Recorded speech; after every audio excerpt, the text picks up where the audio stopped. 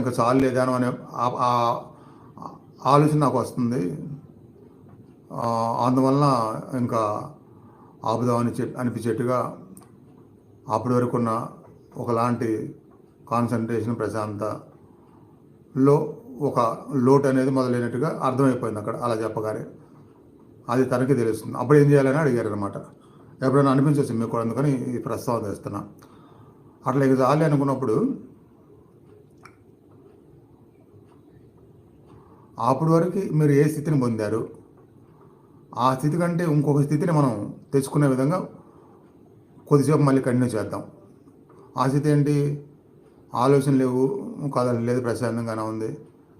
కానీ మీకు ఇంకా చాలే అన్నారంటే ఆ చాలు అనే ఆలోచన కూడా రానంత స్టేజ్లోకి మీరు వెళ్ళలేదు. అప్పటికి ఇక్కడ చెప్తున్నట్టుగా అంత దివ్యానంద స్థితిలోకి మీరు వెళ్ళలేదు.